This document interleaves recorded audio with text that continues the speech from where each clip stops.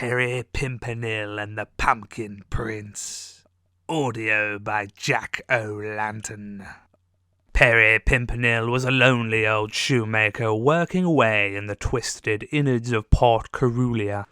Among the filthy toiled, working day after day to provide for his ugly wife and bratty child.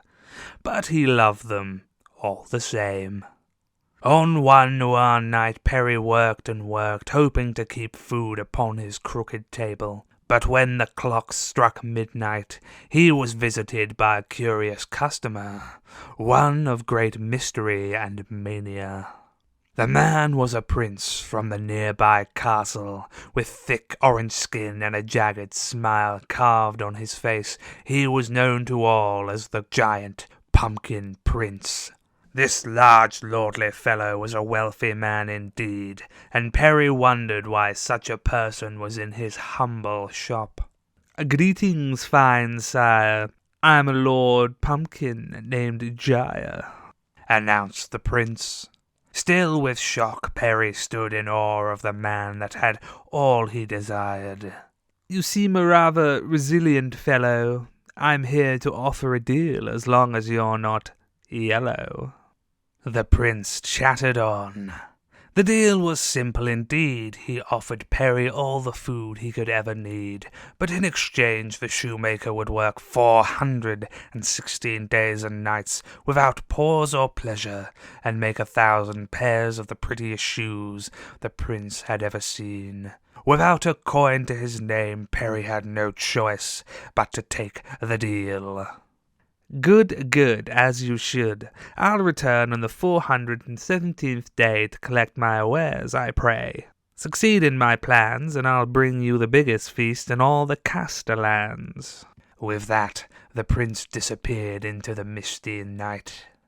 It wasn't easy, but Perry worked harder than ever before. He turned and he tore, molded and mashed, until 416 days and 415 nights were over.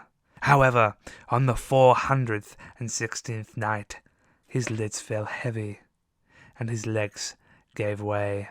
Poor Perry Pimpernel fell fast asleep that day. The next night, when the Pumpkin Prince came a-knocking, Perry wasn't prepared.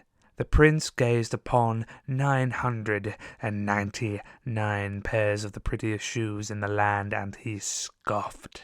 "Despite all you've hammered and all you've nailed, I'm sorry, dear Perry, but you have failed," said the Pumpkin Prince with a chuckle before heading back into the night, with the same silly smile on his face.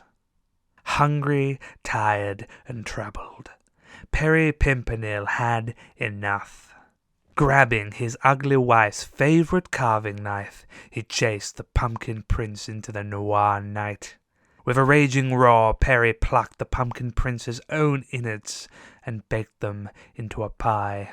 It was the largest pie in all the land, and his bratty child hungered no more. All that remained of our mean monarch was his smiling orange shell. Perry placed it on the steps of his shoe shop every 417th day of the year, as a reminder to the whole of Magnus what happens when you take an honest man's honest work for granted.